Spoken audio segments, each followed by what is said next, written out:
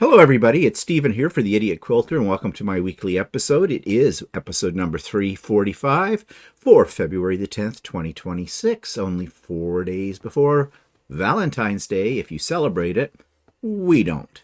But, anyways, in fact, I think it's kind of a stupid thing. Okay, I just want to say, make sure you got yourself a really big cup of coffee because today's episode is unusually longer than I usually have. And the reason being is I've made some changes that you're going to hear about along the way. And I am looking for your feedback, your continued constructive criticism about things, so I can tweak this. I promise you the next ones coming up are not going to be quite this long.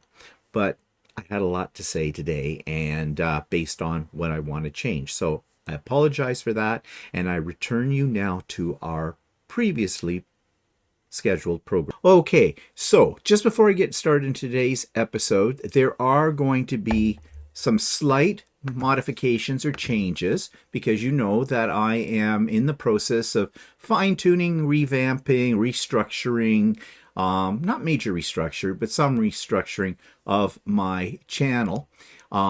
So you may notice a few things that are different, and along the way I am going to mention what I'm changing or what I'm getting rid of, because I am getting rid of a couple of things based upon your suggestions. And you know that last week I put out a video and we talked about it on Stephen and Walter Live about the fact that I'm getting a little stale, I feel, for myself. And if I'm feeling stale, you're probably thinking the same thing about my channel. So it's time to make a few adjustments. And you've given me some wonderful suggestions, which I hope to implement, many of them, over the course of the next few weeks. One of them I'd like to adjust is my throat this time of the morning. Okay, so let's jump right into what I'm working on. And in this section, I'm going to spend a little bit more time in this section talking about some of the problems I had with these two projects or how I created them. Many of you have said you'd like to see more videos or me to talk about my processes in, creating something. So I am going to do that. I started out doing that when I first started the Idiot Quilter, and I've lost sight of that. So thank you for reminding me of that. Because, yeah, seeing how somebody else tackles a project is very, very helpful. I find it very helpful. So I'm going to pass on that help to you as well. So let's start with the first thing. And this is, if my buttons work, there we go. This is what they called, and it came, when I say they, this was a downloadable file for my embroidery machine. So this is an In the Hoop project from OESD. And now, there's something I'm going to tell you about OESD files. I like their various projects. I find that in comparison to something like Designs by Juju or Creative Kiwi or even Scissor Tales, which actually OESD owns, Urban Threads, which OESD owns, those tend to be a little bit in my mind, juvenile in design. They're fun, they're quirky, they're great if you want something that's going to be bright, fun, cheerful, and, like I said, a little quirky. But that isn't really my style. I like things that are a little bit more elegant, unless I'm picking out something because I'm going to give it to somebody for a very specific reason, something for their taste. But for my taste, I like something that has a little bit more elegance to it. And this particular file did speak to me about that.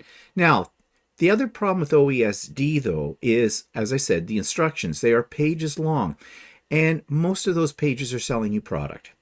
The first 5-6 pages of an OESD design tells you need about 3 different stabilizers and all of these other things. And they're trying to sell you product. I get that. You don't need all those products. For example, there were 3 different types of stabilizer they recommended for doing this. And you do this in pieces and then sew it together on your domestic machine. They wanted you to use a tearaway stabilizer, non-tearaway stabilizer, and some kind of a sticky stabilizer. And then their instructions are very, very...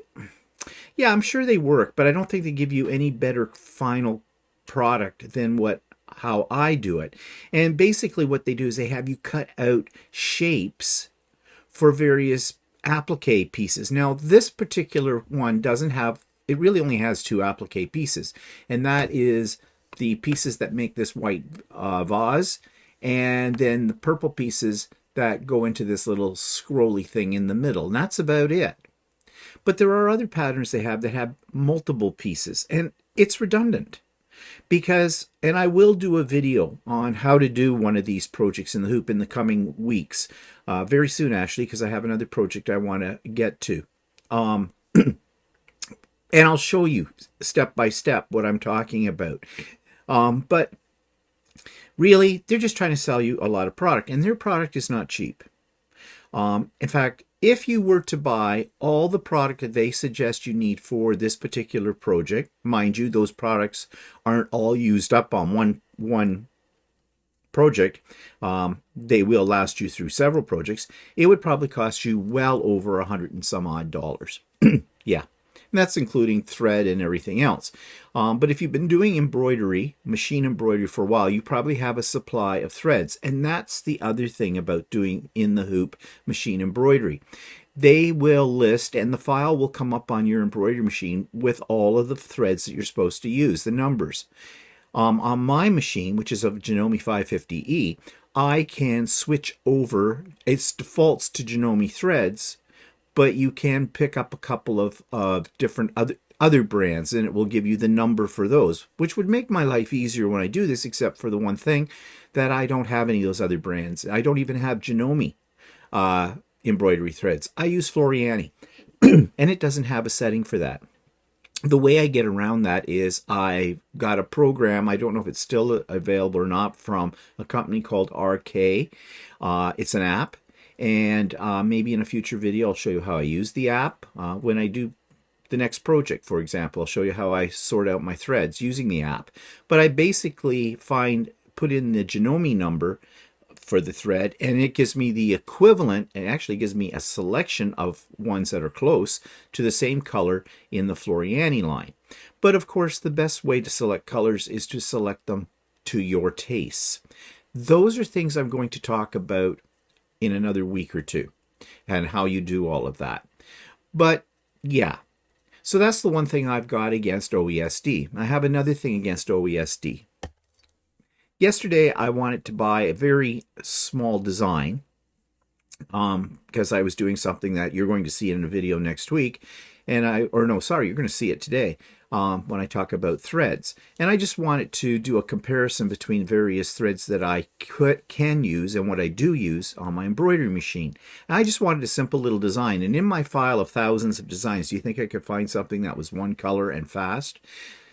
So I went on to OESD's site. I found something. It was very inexpensive, about $1.48 or something it came out to in Canadian money. And paid for it, went to download it, and I got an error. It said it couldn't find the web page for that and this kind of stuff. I tried various things, and I finally decided I'll check out their AI assistant. And I went in, put it in. Of course, the AI assistant was no help whatsoever. They're always very polite. We apologize for the problems you are facing. And I had to write to their support. So I did. I wrote to their support, and at that point I was a little snarky. And I said, look, I paid for this. You had no trouble taking my money, but when I try to download the file, here's the problem. Here's what's happening. And of course, I got an automated message back from that about a half an hour later that said, yes, and it's just automated. Said, we will be in contact with you within 24 to 48 hours. Our office hours are blah, blah, blah, blah, blah. All right, fine. That made me even more annoyed. So anyways, I found something else and worked with that. And then I did get, within the hour, I did get an answer back from a human being. And they apologized for the fact that they had an upgrade done to their system where it was being worked on over the weekend. It was supposed to be done by the time of business hours on Monday, and it hadn't been yet. And they apologized for that. And so I wrote back and said, well, look, are you going to notify us when that comes up? I said, I bought this file. And I said, quite frankly, I'd like a refund. Now, it was only $1.48. And so you're going to think, well, you're being a little petty, aren't you? And probably I am. But they had no problem taking my money like that. But yet they're making me struggle. And I don't care. So what? They're having an update. And I said, I want a refund. I don't need that file anymore. And they wrote back and they said, no problem. Again, we apologize for the problem. We've just put a banner up on the web page to let people know this is happening. And we're hoping everything will be straightened out by the end of today. And yes, well, by all means, we will refund you for that. We'll see. I haven't looked yet to see if the refund has gone through because it's on my credit card, of course, and those take a couple of days. And really, it's not the money because the money was only $1.48. It was the whole principle of the thing. And they did blame it on a third-party company that they have do this for them. Therein lies the problem. And I think we've all experienced that kind of problem before with other companies as well.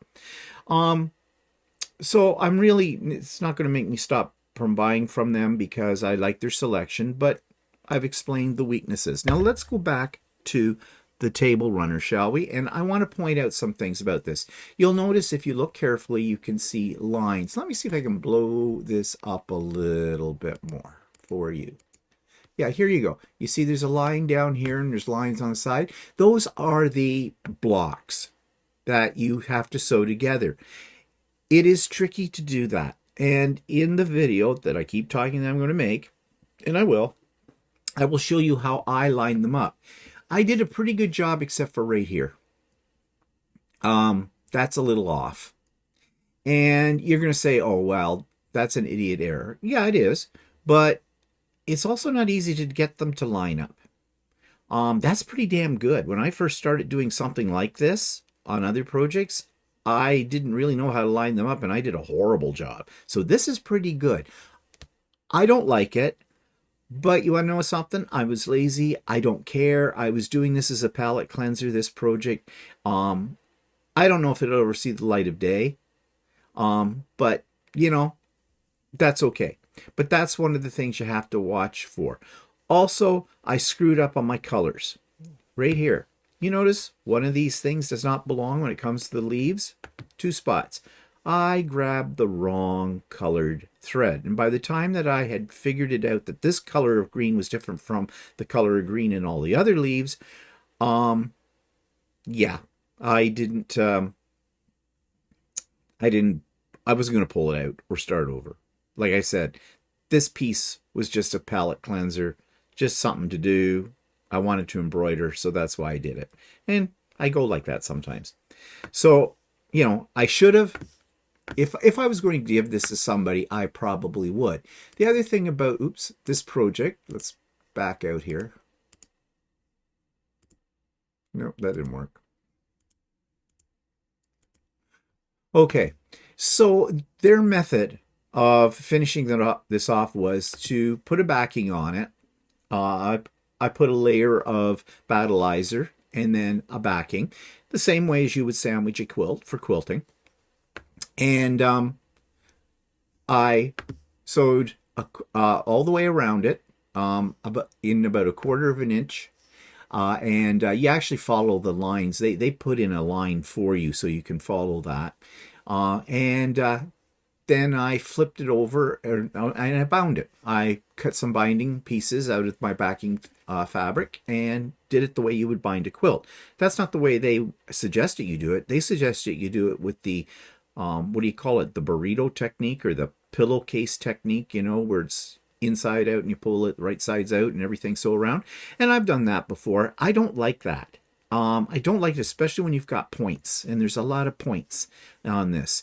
And I always find, even though I clip around the point and do all those things you're supposed to do to make it lay flat, they never come out as nice as when you do the traditional type of binding. And this thing's very small. So it took no time to make the binding and to bind it that way. And that's my preferred method. Unless it's something, you know, that I know that everything's going to come out okay and I need it fast. Then I may do the other type. So yeah, those are some of the pitfalls of these kind of projects. And as I said, I'm going to do a video to show you exactly from A to Z how to do something like this. Now, my other project was this. Okay, last week I had just finished writing up the pattern for my falling leaves quilt, which is my quilt of honor that I designed. And I am going to do another version of that and to check my pattern.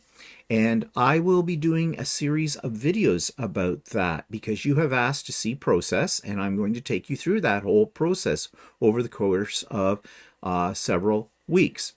Might even make it into a sew-along, not sure if I will or not. Yeah, I've had you requesting sew-alongs too. Sew-alongs present me with a lot of logistical problems and time problems. Not saying it's not something I wouldn't do, but it would have to be something I'm going to have to really think about because if I'm going to do something like that, I need to be committed to it. But anyways, back to this. I call this the crap scrappy quilt because these are orphan blocks. And what I did with these orphan blocks, on other orphan block types of quilts that I do, I often just take the block as it is. I find one that I want sort of this as the center block of my quilt, and then I make all the other orphan blocks fit by either trimming them down a little bit or adding coping strips. Coping strips are basically sashing that go around all the way around or just maybe on one or two sides of the block to make it fit the right size into the quilt. And that's the way I've done them before. This one I was experimenting with. What I did was I'd grab a block. I didn't care how big or how small it was. I'd grab another block. I'd sew the two together, and then I just trimmed them so they were the same size. That meant that it cut into some of those blocks, and you can see that on here. And if I blow this up a little bit more for you, you can see like this one and this one. And if you look at this closely, you can see that they're cut in weird angles, some of them, that kind of thing. There's also a mixture in here in blocks. Some of them have some in the hoop applique because they were experimental blocks I was trying. And this one with all the colors and everything and the shapes in it, this one was actually fabric that I made. I painted that. That was a painted piece of fabric from a project long time ago. It was some leftover pieces, and you can see it appears here and up here at the top as well, which was kind of fun. Now, I know what somebody's going to say. Go, ooh, can you show us how to do that? And I'm going to say maybe, because this is kind of a cross between my old days as an art journalist and quilting. And I got rid of a lot of my paint supplies and my stencils and things like that, because that's what I used on this. So I don't know. I got to look and see if I saved some stencils. I think I saved some on my stencils, but I'm not sure. But that's another thing for down the road, maybe. Or if I can find, I don't know if I did a video, I probably did, of how I did that way back in my crafting days. If I could find that, maybe I can, grab it and show it to you. Anyways, I digress. So I just, as I said, I just went willy-nilly, and whatever came out of the box got sewn together. And then I thought, well, okay, for something a little different, let's put it on point. And I haven't done an on point project in a while, and so I thought I would, and I did. And that meant I had to have inset triangles, but they're easy. There's nothing hard about them. The hardest part about inset triangles is the math for what you need to cut. Well, I find the easiest way to do that is cut out a square of fabric that's a little bigger than what you think you're going to need, because you're going to cut the square of fabric in half diagonally, and that gives you a couple of triangles, and then you just trim it down from there. Yeah, I know, not the way. There are ways to figure out what you need. In fact, I did use EQ8 to help me give me an idea of what the size was, but they gave me a weird number. I think somewhere I have a chart that tells you how big you need for that kind of thing. But yeah, actually what I found was I made these 12.5 inches unfinished, each one of the blocks. So I cut a piece of black fabric, a square of black fabric that was 13 inches square. And then I cut it on the diagonal, and that seemed to work. I had to do a little trimming, but it was no big deal. And so that worked out okay. And then I thought, well, what the heck? This is already a bit of a mess in terms of how the colors work in it and everything like that. And I looked in my stash and I found this cut off piece that I had from a backing that I put on some quilt at one time. And I thought, this is fun. It's wild. It's got that 70s look to it, whatever. So that's what became my border. Now, this is hanging on my design wall, as you can see behind me. And it's going to go on Lucy this week. But I'm doing something different with it as well on Lucy. Well, it's going to be quilted, but I'm going to show Walter how to use Lucy using this quilt. So yeah, and hopefully this will be this Thursday or this Friday on So Chatty. My people have to see his people and have a meeting about this, but he knows it's coming. Because he keeps saying he wants to use Lucy. He wants to learn how to use Lucy. And I say, great, anytime you want to do it, we'll sit down, we'll work with it. I'll show you what to do. My big plan, as you know, is that I know he will be really good at free motion quilting, something I do not touch, I do not do, I do not enjoy, I cannot do it. Okay? I like using the computer on it. But I know he wants to try the free motion, and he'll be good at it. He will be. Walter's very artistic. And he can do things like that. And I'm hoping he learns to do it, loves doing it, and then my quilts from there go to him, and he does all my quilting. Because I prefer doing the patchwork. So yeah, it could be a match made in heaven. We'll see how that works out. Okay, so anyways, that's really the process that I use for putting together an Orphan quilt. And where do the Orphan blocks come from? Well, you make mistakes on blocks. Well, I certainly do. And or you do some test blocks for something on a project. Well, I don't throw them away. I throw them in a box marked Orphan blocks. And every now and then, when I need a palette cleanser, as I call it, I'm between major projects and I just want to sew, but I don't want to think about the sewing, I'll reach into that box and start making something. And it doesn't need to be a quilt. It could be a table runner. I've made several table runners in this way, and they're very colorful and they're very fun. And there's something weird about this process. Because although these are all picked at random, they're all different types of blocks. I've even cut them up and there's different colors. They all go together. Yeah. And people have been asking me to do stuff about the color wheel or color theory as well. And I am going to do something like that down the road. It's one of the other things I'm thinking about. And they want to know how you pick colors and things. I don't think I have to worry. Colors just work. We get all uptight about colors, don't we? And some people, I see people standing in a quilt store staring at the bolts of fabric, and they're just frozen for 5 minutes because they don't know what to pick. So we will talk about my process for picking fabrics when I start showing you the next quilt I'm going to be making. So yeah. Okay. So this is a new change. This is one of my changes, talking about the project in more detail, telling you about the process, and I am going to extend that into showing you the process as well. So that was a suggestion you made, so I like the suggestion. I'm going to do that. All right, now I'm going to do that right now because I made a little bit of a video. This might be a little redundant because I forgot that I'd made this with what I was saying about it, but I'm going to insert that video. So yeah, I'm sorry if it's a little redundant. Think of it as a review, a summarization, okay? And it's short, about the Orphan block quilt, or what I'm calling the crap scrappy quilt. So this is my crappy scrappy quilt, or crap scrap quilt, or something like that. Thanks to Walter for the name. Yeah. Every now and then I get into the mood to go through my boxes of Orphan blocks. They're usually blocks that I was experimenting with. I didn't know what to do. that kind of thing. And I just throw them in there for future reference. And every now and then when I don't want to put a lot of mental effort into creating a quilt, I'll pull them out and just start sewing. And in the case of this, I took those blocks and I just sewed them until they were big enough to cut out a 12 and a half inch square. And so you can see that some of these blocks are joined together. I just cut them at random. I didn't think about this. And this is very releasing. There's no pressure here. You don't overthink it. You don't think about it at all. You just sew.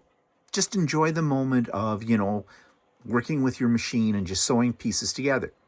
Then as I get them done, as I said, I cut them down to 12 and a half inches and I throw them up on my design wall. And again, I'm not worried about the arrangement of them whatsoever. Now, in this particular one, I decided to get fancy and I put it up together on point, which means I need inset triangles for this. And that's not a big problem. I've done that kind of thing before. I decided to use black. Now, my original idea was to embroider on the black. Oh yes, I did do some embroidery on each one of these blocks as well. Reason I did that is because I just want to add some more dimension to them. Again, I just picked designs at random and just slopped it down. They do not fill the whole block. I didn't do them to make it quilted or anything like that. I just put them down. Again, just didn't think about it. Just enjoyed using my machine. So I was going to put embroidery in each one of those inset triangles, but I couldn't figure out how to set up my machine so I could get them like a little bit more exact. So I decided, hey, the heck with it. I'm going to throw it on Lucy anyways, so they're going to get quilted. So not worry about it. So I put it all together, and then I decided it needs a border. So I went into my stash and I found this crazy wild colored wavy stripy fabric. I must have used this at one time as a backing for a quilt because it was in my section of fabrics that are cutoffs from 108 inch wide backing. So I slapped that on and there's the quilt. So what's the next stage? The next stage is going on Lucy on the long arm. I'm thinking I'm just going to do a fairly simple design, probably just wavy or swirly patterns. I may do it fairly densely, again, to just, why not? I'm not going to worry about it at all, and the quilt will be done. And you want to know something? I kind of like it.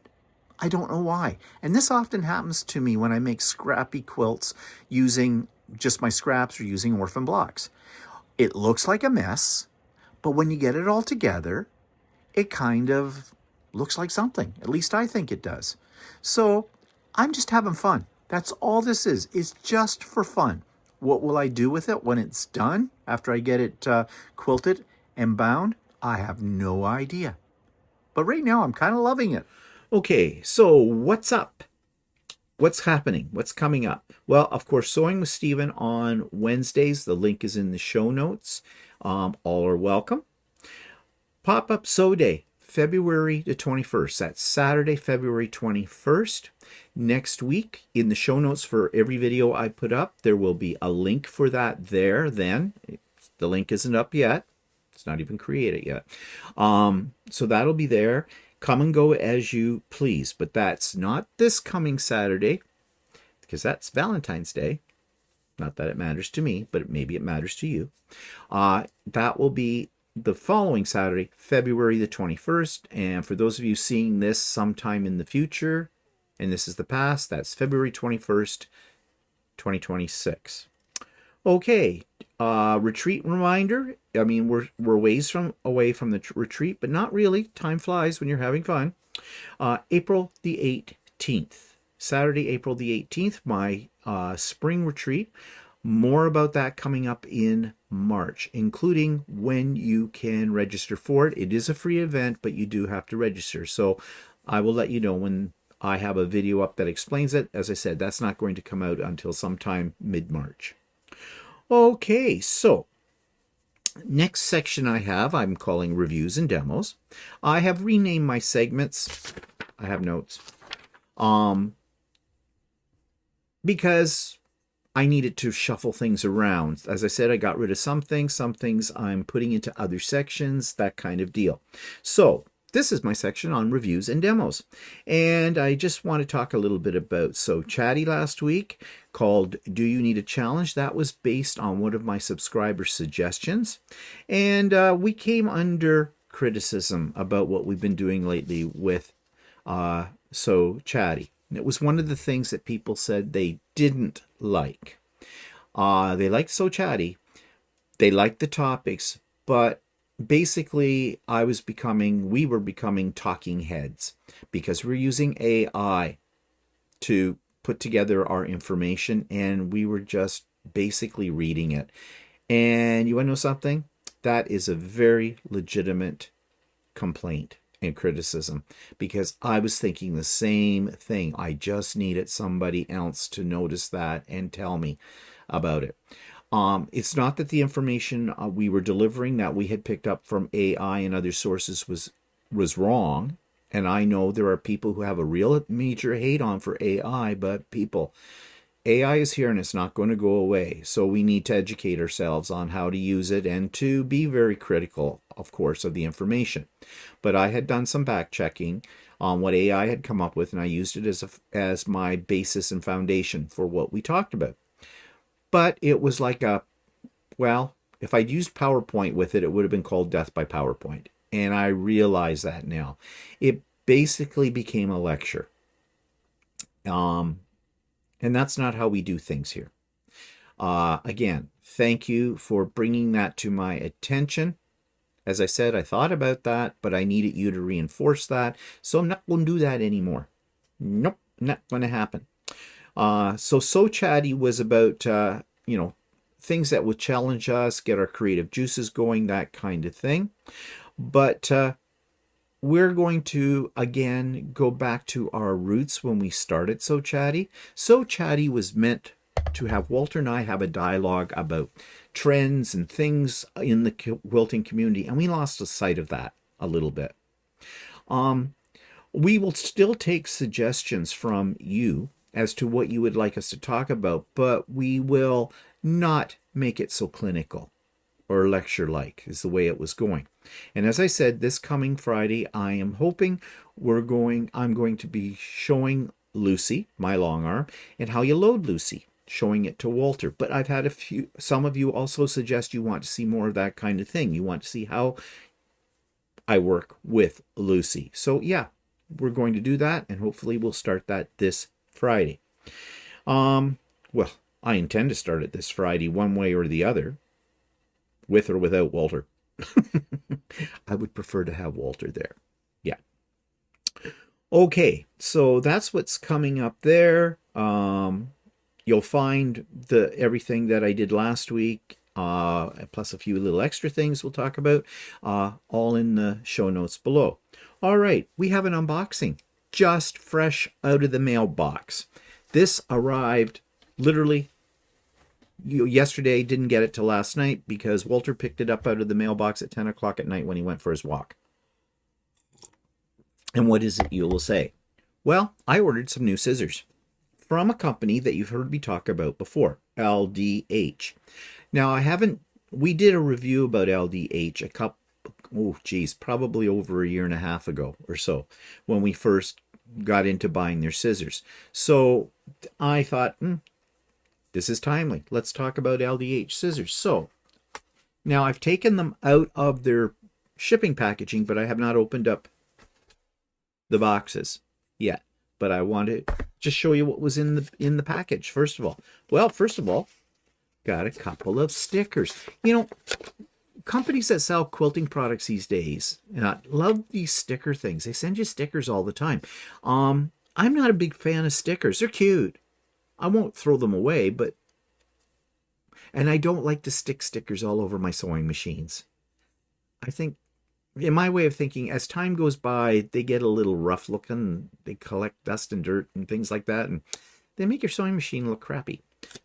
Just my opinion. You like sticking stickers all over your machine, you go for it. Whatever makes you happy. Then they send you a lovely little engraved thank you for creating with us little thank you note. And inside this are the care instructions for how to look after your scissors. Now, this company, you can ship your scissors back to them and they will sharpen them professionally the way they should be sharpened. And you want to know something?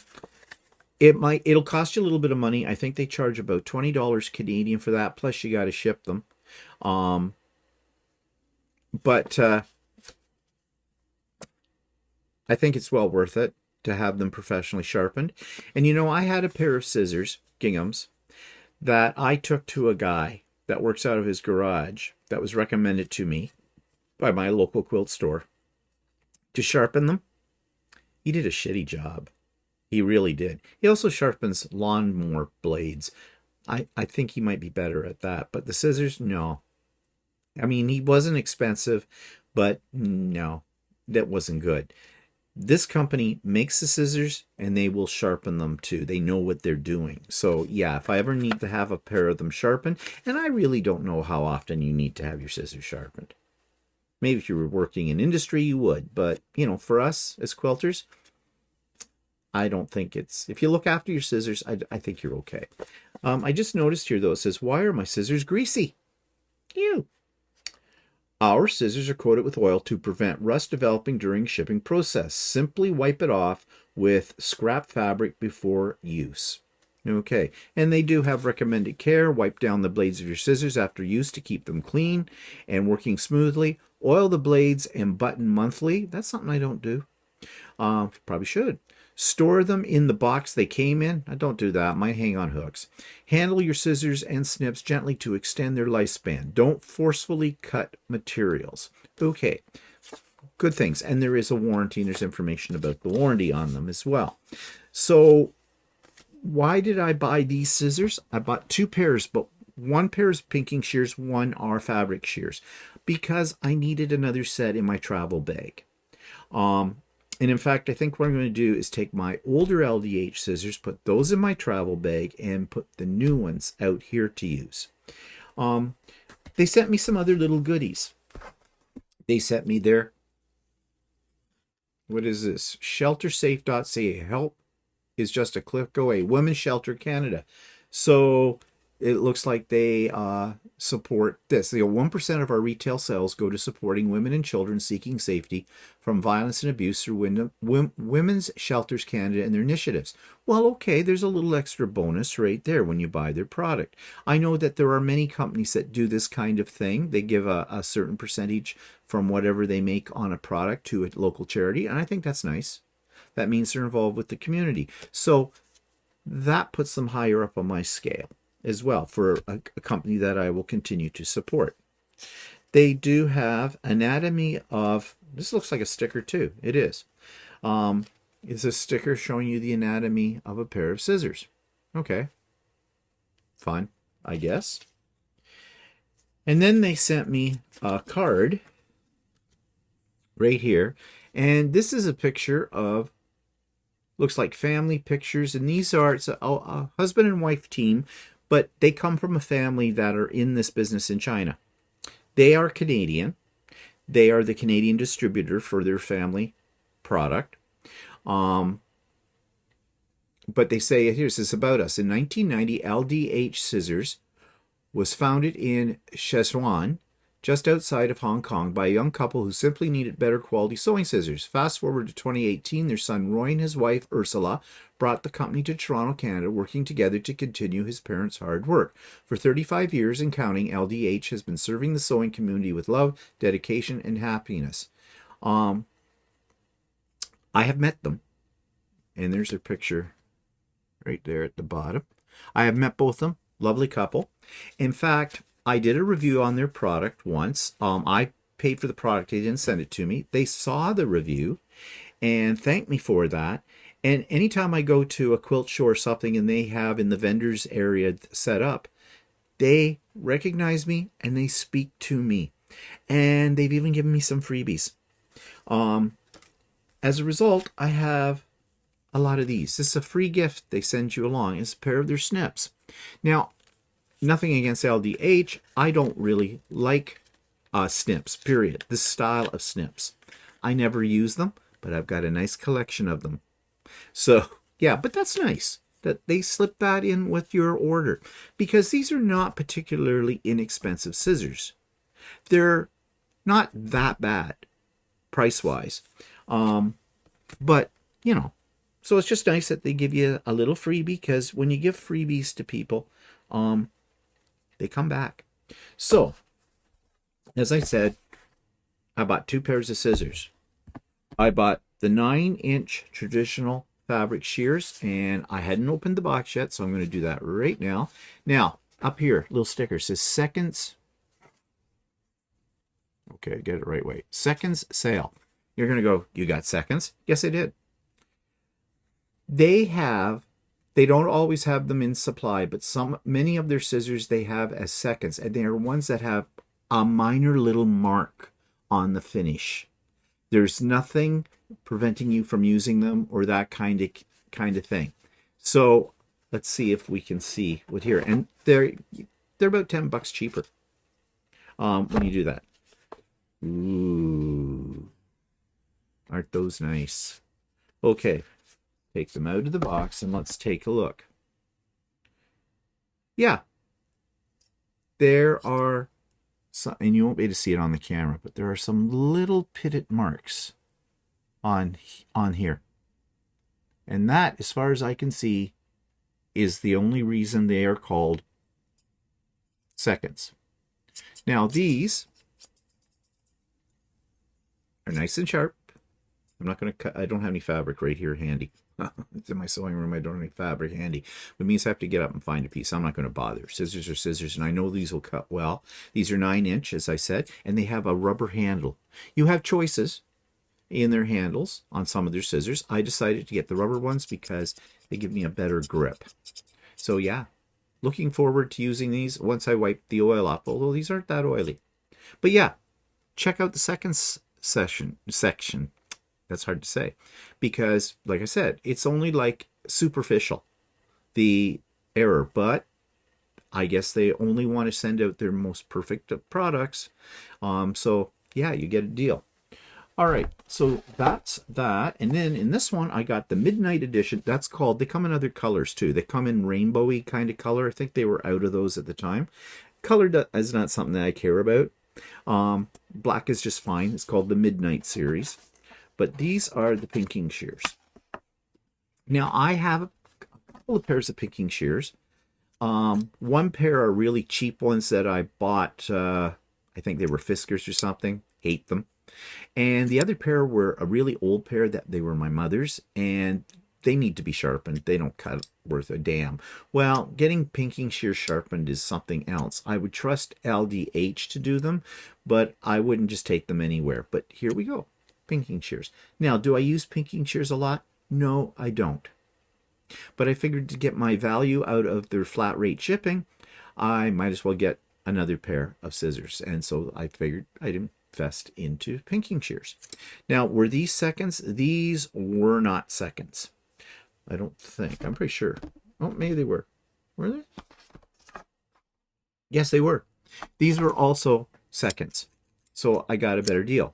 So what's the price you're going to say? Well, in total, I paid about $110, something like that, before tax, for 2 pairs of scissors. Well, that's not terrible, really, given, you know, there's tax and shipping on that. So actually, get rid of the shipping. It was under $100 for 2 pairs of scissors. Good quality scissors. They have a nice weight to them as well. So yeah, I highly recommend LDH scissors. Okay.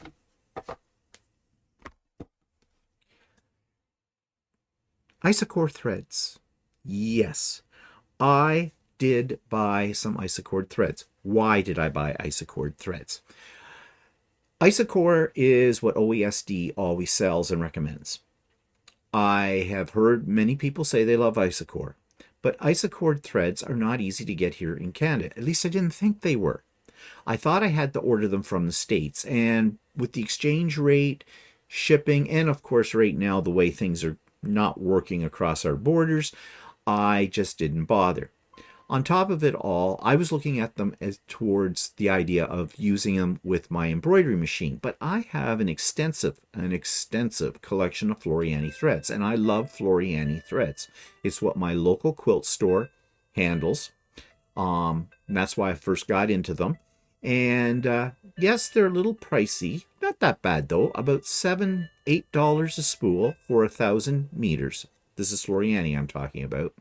And I've been very happy with it. I do all of my embroidery with Floriani. Well, the other day, one of my friends texted me and was talking about using Isacord threads, and she loved them, on her long arm. And I thought, okay, I use Glide on my long arm, and I have, yes, an extensive collection of Glide colors as well. Now, Glide runs about $8 or so, 1,000 meter spool. But I've been very happy with the Glide, and the Glide has a slight shine to it as well, so that's okay. So I thought, well, where did you get them? Well, when you know, isacord.ca, which is out of Montreal. So I investigated and I ordered 11 spools of Isacord thread. I ordered colors, keeping in mind what I would use them for, because I'm going to quilt with them, try quilting with them. So, yeah. Anyways, I got them a lot cheaper. 5,000 meter roll of spool for just under $10. Much better price. So I thought I'd do a little comparison with the embroidery machine and with Floriani, Glide, and Isacord, and see if I can spot a difference. So I have done that, and here's my video explaining that and showing you the results. So this week I purchased something that I have been wanting to purchase for a while, but I wasn't sure where to get them. In fact, I thought I could only get them from a distributor in the United States, and that's Isacord thread. Now, if you watch OESD's videos about doing their projects, they sell Isacord thread and highly recommend it. I have heard that it is a very nice thread to work with when it comes to embroidery and for quilting, but it was kind of pricey if I was going to order it from the States. Well, then I discovered that there is a Canadian distributor, and it's at isacord.ca. So I went to isacord.ca and I bought myself 11 spools of Isacord thread, and you can see here they have quite a variety. They have 1,000 meter, 5,000 meter. This is what I bought, 5,000 meter, and I'll tell you why in a minute. They have multicolored, they have text light, they call it, and then various other ones. They have metallics. They also have pre-wound bobbins and a few other things that go along with, long arm quilting and embroidery. So I'll show you what I bought here, my order. So here's what I bought. And what I did was I just picked a few colors that I thought I would be more readily to use and to try it out. Now you can see these are the 5,000 meter cones of thread, $9.75 Canadian. That is really good, especially when you compare it to the 1,000 Glide, which is what I use most of the time, thread for my quilting. And they usually run me about $7 a spool. So yeah, much better deal. And if it works out well, then I'll be buying some more. So let me just show you here what I'm talking about. This is Glide, okay? And this is the Isacord. Considerable difference in the size of the spools, isn't there? So really good price, $9.75 for this, $7 or more for one of these. So this is going to last a long time. Now, one thing I like about Glide, and I love Glide, is that it has a bit of a shimmer to it, which I kind of like. Now, this is what I use for quilting. This also has a bit of a shimmer to it as well. I don't know if it has quite as much, but that doesn't really bother me. But I'm wondering how this will work to try it out, and I don't have a quilt on Lucy right now to try this thread out. I'm going to try it out on my embroidery machine on a small sample. I'm going to use the same pattern, but for one I will use the glide, the other one I will use the isocore, and we'll see how this works out. So I'm going to get things set up here to do this, and then I'll be back. So to see how the isocore matches up to my other types of thread, I did the same design in 3 different threads. This first one is done with Floriani. The next one is done with glide, and this one is the isocore. So let's just take a look at them. Now, they all look pretty much about the same. The Floriani has a little bit of a shine to it, but so does the isocore. And I can't say that one is shinier than the other. Even the glide has a little bit of shine too. They all stitched out well, no problem there. They're all the same weight. They're all 40 weight threads. The only difference here is the fact I had to use different colors because I don't have all the same color in each of those. And even if I did, the dye lot would be different. But as you can see, looking at this close up, there's really no difference. So here's the major difference. Isocore is cheaper than the other two. Floriani runs about $7-8 a spool for a small spool, 1,000 meters. It's around $7 for the glide. This is all in Canadian dollars for 1,000 meter spool. The isocore is just under $10 for 5,000 meters Canadian. So yeah, better value. And isocore comes in about 300 or 400 different colors. So do these ones. So really, maybe in the future, I'll be buying more isocore. Now, the next test, which I'm not going to do today, is to see how it quilts out. But I will try that on my next quilt, the isocore, and see if it's any different from the glide. I suspect there isn't any major difference. Of course, you never know. Machines are all temperamental about their threads sometime. But yeah, just have to try it and see. So if you're in the market and you live in Canada, I'm sure they will ship to the States as well, but you know, probably a better price because if you put it in American dollars, it's cheaper. But isocore.ca is the website that I went to, and yeah, you might want to try them out if you haven't already. Okay, so new project. You remember at Christmas time, I was making, well, I made 12 of them, of those felt bags that I got at our local dollar store, which is Dollarama. They're all across Canada. They're a great dollar store. Nothing's $1. I think the cheapest you can buy in there on general is about $1.25, but most of it's anywhere between $1.25 to, looks like these days, $5.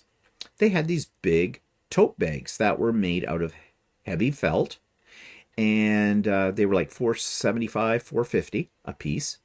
I thought, ooh, I could embroider on those, and I did, and you saw all of that. Well, we were in the dollar store again the other day. I love Dollarama. I love walking up and down the aisles and looking at things, and many times I keep in my mind, what can I use as part of my sewing, part of my quilting? They had a new product. They have a portfolio, a file folder, if you wish, that's made out of the same felt material that the bags were. And I'm going, I could embroider those. So I am. And next week, I will have a full video showing you my process with this. But right now, I have a little teaser for you.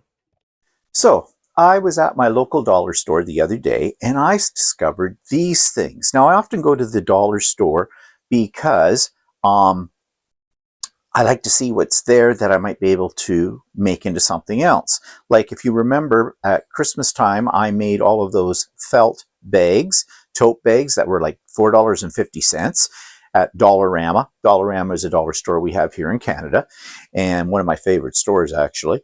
And I embroidered all of those bags. So when I was out hunting at the Dollarama the other day, I discovered they had these felt portfolios. They're made out of the same material as the bags. They were like $2.75 a piece, and they had this strap here. And I'm thinking, hey, this is cute. I could embroider on the front of this, maybe embroider on the back of it, and maybe on the flap, and make it into something a little bit special and unique. I'm also thinking ahead to Christmas that if this works out, this experiment I'm about to do, then maybe I might make a bunch of these to give to people at Christmas time and put inside some of my patterns, maybe. So I bought this. I think it's going to work. So that means I've got to make some decisions. I've got to pick a design, an embroidery design. I've got to pick my thread colors for that. And I've got to figure out how to take this apart, and it looks like it will be very easy. Just take the stitches out of the side, and that'll open it up, and I'll be able to get it under the hoop. And holding it down shouldn't be a problem once I get a few stitches into it. And I'm basing all of this on the premise of the way that I made the bags. Let's take this tag off, shall we? It's already picked up some threads. Okay, so we got the tag off it. And yeah, well, let's see now. If I take it apart, is this band going to come off? It looks like it might, but I can probably sew it back on. So let's start right now. Let's take it apart. I mean, worst thing that can happen is I screw it up, and you know, it was $2.50. So, ooh, look at that. That's coming apart really easy. Yes, as I suspected, the band is sewn under that, but that's okay. I can put it back in. In fact, what I think I'm going to do is before I get too far with this, I'm going to take a pencil, and I'm just going to mark right on here on either side of where this band is attached. Okay, there we go. Let's continue pulling it apart. It comes apart really easy. So did the bags. Okay, that's that side. Let's do this side.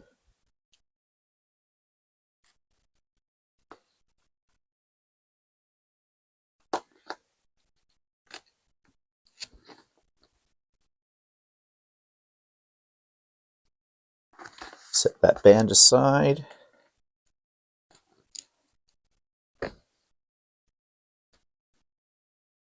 And sewing this up was going to be easier than when I had to sew up the bag when I took it apart, because I don't have any, it's just pretty much flat sewing. The other one I used invisible thread to sew it back together. I don't know, I might use a decorative thread, a color on this one, just pulling off the little pieces here.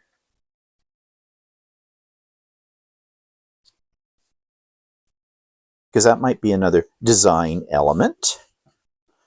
Okay, it is a part. Some more of these threads off of it. So there it goes. So all I have to do is I'm going to put it in a hoop. So I need to figure out which size hoop. This might be, I might want to use my magnetic hoop for this, maybe. But before I get the hoop out and do that, let's turn our attention to the embroidery machine and picking out our design and our threads for this. So I'll be right back with that. Okay, I think you've noticed there have been some changes already in what I do here on the Idiot Quilter. But some things I am not getting rid of because you love them and I'm keeping them. And that Subscribers Quilt of the Week is one of those. And here is Laurel Chambers' beautiful creation. This week's quilt from a subscriber comes from Laurel Chambers, and Laurel shows us this beautiful wall hanging style quilt, and she says this is a Lori Holt quilt called Quilter's Cottage. I love making this quilt made from my stash, just had to buy the blue background. Okay, and this is really nice, and I love this type of quilt, and this one sort of tells a story and is, well, beautiful. And I love the quilting that's been done with it as well. It all goes together very well. I love it so much that I might have to look this one up. Because I love quilts with houses on it, and the house on this one is kind of unique, and I love the trees that are there, and your color scheme works wonderfully with it. It's spring-like, it's vibrant, it's joyful. It just, brings a little spring into our homes right now, especially this time of the year in the winter. So thank you, Laurel, for sharing your beautiful creation with us. Now, usually I review a YouTube channel or clip that I think will be interesting to you, but lately I haven't been finding ones. I've really been stretching for that. So instead, I'm changing that, and I'm going to do, and I'm changing it also because several of you have said out there that really you kind of skip over that. It's not of any interest to you. So I thought I'd find something that has a more immediate interest. And on YouTube, they have shorts. I'm addicted to shorts. I go down the rabbit hole all the time with shorts, mostly on pimple popping and cats, but everybody's got their likes and dislikes. But I have found a lot of shorts that deal with very quick tips for sewing and quilting. And so I thought that each week I would share one of those tips with you. Now, I cannot show you the actual short video because that's a violation of copyright on YouTube. And so, they'll get me for that. But what I can do is talk about it and include a link for it in the show notes below. So here's my first short tip of the week. That's what I'm calling it. And it's called the quick way to make a zipper tab. So, as I mentioned, this is my new segment called Short Tips. I call it Short Tips because these are shorts I have found on YouTube that take maybe a minute to watch, but they give you some kind of sewing or quilting tip. And the one I found here was a unique way to make a zipper tab for a zipper. There's no, well, that's logical. Yes, of course it's for a zipper. Okay, so it's a zipper tab. There is no voiceover on this. It's just the video, but it's fairly clear how to do it. Now, I haven't tried this yet, but I would like to try it. But maybe you'll give it a go. And if you do, let me know how this worked out for you, whether it was as simple as what is shown in this particular tip. I have put the link to this short in the show notes below so you can go directly to it. I couldn't really copy the whole video here because I think I would be violating copyright. So let me know if this works for you. Now, this is the part where I usually talk about a future project in terms of a pattern. And I'm going to do that today as well with one because I recorded this before I got into thinking about revamping things. I'm going to continue doing this, and I called it Future Projects, but now I'm calling it Pattern Possibilities because several of you said you'd like me to go through my process on how I pick a pattern I want to work on and what the pitfalls are. Because I've had a few patterns that just didn't work. And I'm notorious for not reading a pattern from beginning to end. So in this section, in future videos, I am going to pick a pattern that I want to do, and I am going to talk about the pitfalls. However, as opposed to doing a different one every week, this may not be a regular weekly thing. It might be something where I'm closer to the time when I'm going to start in earnest working on the project. But for now, here is the pattern of the week for a future project called Wild Blooms by Moonkin Stitchery. So, speaking of Moonkin Stitchery, I mentioned that they have a lot of free patterns. Well, this is one of them that I want to do in the near future, and it's called Wild Blooms. And it looks like a really kind of contemporary look on a more traditional pattern. You can see that it is free, and I don't think there's anything else. It is a fat quarter pattern, which I'm always looking for those kind of things as well. She does have a YouTube tutorial as well to go with it. So It comes in various sizes. It's available in 5 quilt sizes: baby throw, twin, king, and queen. And it looks pretty easy. And as it says, it is a fat quarter friendly pattern. So definitely one that's on my list of patterns to do soon. So check out Moonkin Stitchery, as I've already mentioned, and look for their free patterns. This one I will have in my show notes below. Now, just as a side note, I think in that video I mentioned that I had just finished reviewing the Moonkin, let's get this right, Moonkin Stitchery YouTube channel. And you'll notice that that is absent because I'm not doing that anymore. So I cut it off right there. But if you're interested in their free patterns, then you'll find the link to this pattern in the show notes below, but you can go to their YouTube channel and check them out, and just do a search in the search bar on YouTube for Moonkin Stitchery and you'll find it. Okay, so I had another one called Points of Interest, and those ideas came from you. I'm changing that. This is going to be called Have You Seen This?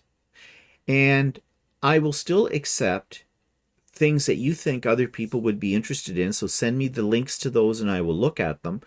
But this is another thing that may not happen every week on here. It'll happen when I think there is something that I think would be valuable for you to know about. But this week I am doing this from a suggestion that was given to me by one of my subscribers, and it's definitely well worth checking out. This is quite fun and interesting, and it's called the Quilt Index. This week's point of interest comes from Heidi Morale, who's a regular subscriber here and a friend, and she writes, "Dear Stephen, this is a huge collection of documented quilts, many historical, some modern. Sometimes when I'm looking for inspiration, I look through the photographs and read the stories. I bet a lot of your viewers don't know about this. I certainly didn't. I think of it as a resource for a day when I'm taking a break from piecing or quilting. Cheers, Heidi." Well, Heidi, let's take a look at this. It's called the Quilt Index, and I've put the link in the show notes below. And if we look at the very top of this Quilt Index, it's got quilts, stories, artists, collections, resources, ephemera, add quilts, about, search, and donate. So if we carry on down here, it says the Quilt Index is an open access digital repository of thousands of images, stories, and information about quilts and their makers drawn from hundreds of public and private collections around the world. The Quilt Index is a digital humanities research and education project of the Matrix, the Center for Digital Humanities and Social Sciences at Michigan State University. Well, this is definitely, as I said, something I didn't know about. And they have their featured quilts, Autumn Leaves, View Quilt, featured story, featured artist, weather vane variation, not sure where to start, and supporters. So there's a lot of stuff here. So it looks like what they do is every week or so they put up a new featured quilt, featured story, featured artist. So let's take a look at the featured quilt to get a feel for this. So it says View Quilt, called Autumn Leaves, and it has a Quilt Index record, description of the quilt. It's applique quilt in an or design that won 4th prize in the national round. And then we have an essay, they call it, and it talks about the details and the background for this quilt and its history. This is a finished quilt. It has its title, it has its colors, overall color scheme, describes the quilt's layout, fiber types, fiber styles, piecing techniques, applique techniques. Oh geez, this has got a ton of information about this quilt. So I can see how you could go, wow, there's more. Very, very detailed. Wow, does this ever end? Okay. Well, that is quite comprehensive to say the least. So if you're looking for something to do, you've got a little bit of time you want to kill, this might be a great way to educate yourself about different styles of quilts and history of them and things like that, might be inspirational as well. So I think this is great and deserves to be pursued further. So thank you, Heidi, for, how come I'm not getting the front page here? Not sure where that went, but let's just hit it again and see if it comes up. And yeah, I don't know why. Oh, there we go. There we go. Well, thank you, Heidi. As I already said, this is wonderful, and I think it's worth pursuing further. Now, this week, I had an interview this past week. I don't have them that often, but every now and then I will see someone that I think would make a very interesting interview, and I approach them, reach out to them, and we discuss it. Well, I found another male sewer, not a quilter. He's a sewist, but a very good sewist. He just started his YouTube channel about a year ago. He's doing very well with it. And if you haven't seen that interview with Brian Parks of Parks Crafty Creations, there's a link to it in the show notes. Please do check him out. And he has been so kind to me. He knows I'm going through this transitional stage right now with trying to improve my channel. And he does this as for a living. Not his channel. He would love to get into that full time, but his work. He is a graphic artist, and he is a designer for internet social things, including YouTube. And he has been just so helpful during this process for me. I can't thank him enough for what he has shared with me about, making my channel a little bit more, well, successful. Yeah. So thank you, Brian. But please do check out his channel. And check out the interview. As I said, the link's in the show notes below. And he has an Etsy shop, and he has a presence on social medias, and all of those links are in the show notes for that interview video as well. Okay, so here is something that is going to be, this will be the last time I'm doing this, unless something pops up in the future that I really feel I need to do this. And that's my review of an online quilt store.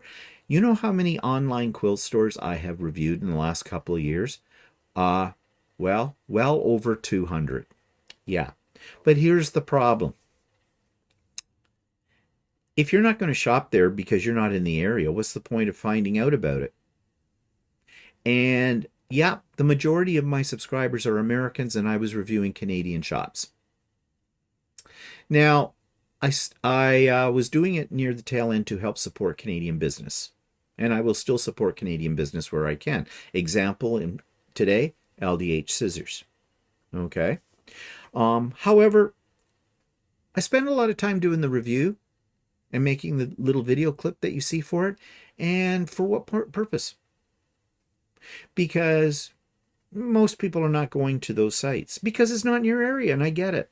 And that's what several people mentioned to me. In fact, several of you said, well, because you know you're never going to shop there, you just skip over it. Okay, that's fair enough. I get it. So this is the last one, at least in this format. Like I said, if I come across something that I think you should know about, then I will talk about it more. But for now, this is my last online quilt store review, and this is for a place in Manitoba called Needlecrafts and Studio. This week's online quilt store is called Needlecrafts and Studio, and it's located in a place in Manitoba called, and I'm not sure if I'm saying it right, Beausejour. And, well, this looks really interesting. Their front page is very nice. It has everything listed at the very top, the different spots, and then it's got Tilda Basics that they're available. Petite Pan, I've never heard of that. They have a newsletter sign up. They have bag making supplies, garment patterns. So they do both garments and quilts. Looks like they might be having a retreat, different retreats that they have, one-day retreats in their area. Yeah. So they've got a lot of information happening on the front page. Well, let's jump right into their fabrics and see how these are organized. Organized by manufacturer, pre-cuts and kits and more, and substrate. Okay. And under manufacturer, it's in alphabetical order. Andover, Blended Fabrics, Cloud9, Family Fabrics, Figo, Robert Kaufman. Look like they have quite a bit here. So let's check out their prices. Let's go right to Andover, the first one on their list.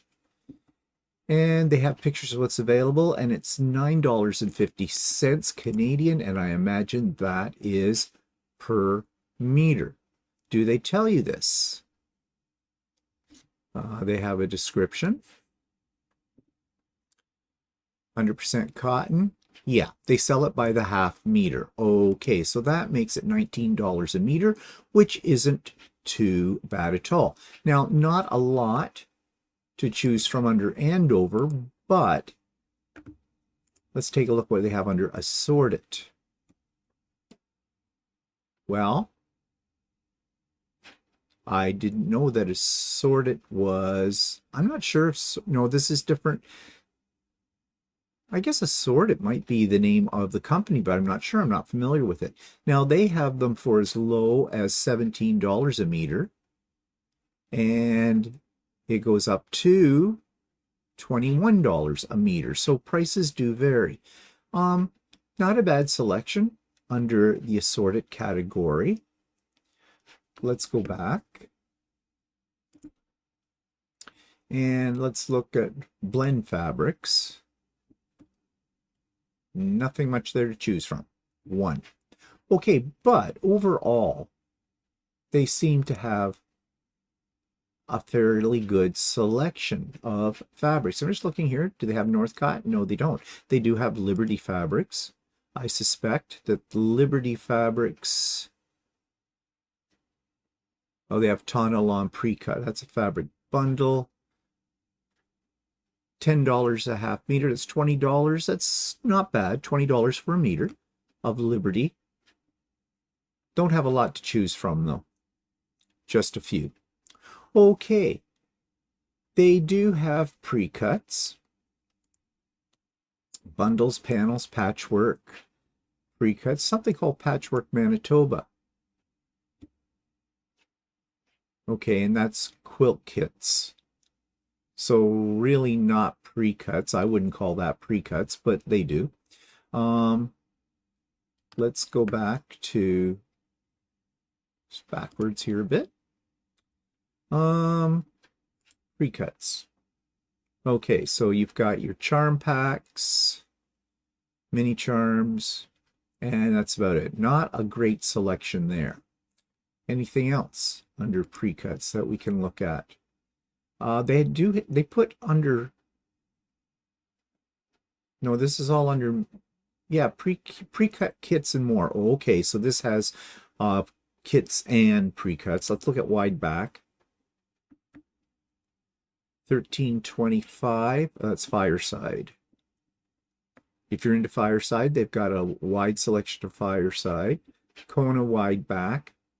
$11. A lot of this is sold out. $14.50. I am assuming still this is half a meter. Let's go here to description. I'm pretty sure that would be half a meter. Yeah, half meter. Okay. So that's not bad. $29 for half a meter of wide back. But prices do vary, depending. Not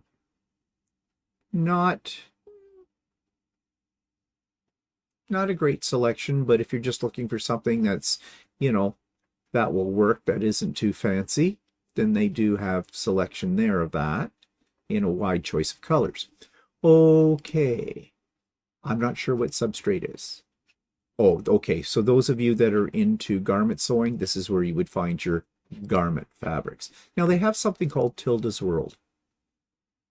So it looks like they kind of specialize in her line of fabrics. And prices don't seem too bad for that. $13 or $12.50 a meter. That's pretty good.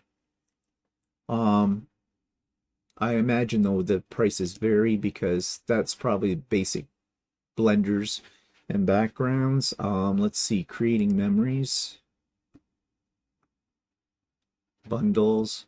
Yeah, a little bit more expensive, but still not terrible. For Tilda. So if you're a Tilda fan, they look like they have a fairly extensive collection of that. Now they've got something called Pure Solids. AGF, that's Art Gallery Fabrics. I like Art Gallery Fabrics. I love the feel of it. And at $18 a meter, pretty good price, and a good selection of solids. So that's pretty good too. What do they got under Notions? Batting. Let's check out their batting. Quilter's Dream. And it looks like it's, I'm not really sure. Let's go to description. Oh, sizes available. Okay, these are already pre-cut. So how does this work? That description showed a lot of things, but I'm not sure. I'm confused here. Oh, no, here it is. It's up here. They're out of the... Oh, this is good to know. They only have the twin available. Okay. So if you like Quilter's Dream, they have it. They have it in wool. They have it in poly. And they have a few other things too. Okay, not bad. Thread. Okay, they deal in Wonderfill and all of Wonderfill's products here. 2D. I don't buy 2D, so I'm not sure if this is a good price or not. $5.25 seems reasonable though for that. They have patterns, they have bags, boxes, garments, home decor, giftware. They have tutorials. Not really. They have classes. Get in touch. So they really don't have anything listed here in tutorials. I don't like that when they put up a category and it's really not populated. If you're into embroidery or cross-stitching and beading, they have things for that as well. They have stuff for kids. They have looms. And I have no idea what Chiagu is. Sets. Let's take a look. This is something new. Oh, okay. This looks like this is for knitters. Okay. So they've got stuff for garment sewers, stuff for knitters, stuff for quilters. So they've got lots of things. They sell yarn and fiber tools, felting tools. They've got quite a selection. Now, the question is, I'm impressed with what they have in variety of different craft materials. Their fabric is not an unreasonable price. What's their shipping like? Well, let's see. Shipping. Here we go. Within Canada, 2 to 7 days. Flat rate of $14 to most orders under $200. If you're over $200 before taxes, they'll ship for free. And it's done by Canadian. US, it's a little different. And international. But they cover it all. And I don't think $14 is unreasonable for shipping anywhere in Canada. And easily you could get over $200 for free shipping. Okay, so they've got something called the cottage quilt. Oh, they're kits and patterns and things. Okay, that must be something exclusive to them. All right, so that's Needlecrafts and Studio. Their selection is pretty good. They have a great selection of tildes, if you're into tilde. They don't have bad for basic wide backs, not a bad price for that, but they also have a wide variety of fabrics for other uses besides quilting, and they also deal in all the other major fiber crafts as well. So overall, and I think their shipping is very reasonably priced. So overall, I'm going to give Needlecrafts and Studio, I'm going to give them an 8 out of 10. Hi, I'm just going to interrupt my program for just 1 second to remind you to like the video, to subscribe to the channel, and hit the bell for future notifications. That's all I ask of you. Show me a little love. Thanks. Okay, so final thoughts. What's coming up? Well, what's coming up? Well, Pop-Up Sew Day, but not until February the 21st. The retreat, April the 18th. So stay tuned for details on both of those events. Sewing with Stephen on Wednesdays, always. We start at 8 a.m. in the morning, but you can come and go as you please. You don't have to be there at 8, whatever works in your schedule if you want to be there. So yeah, that's what's all's coming up.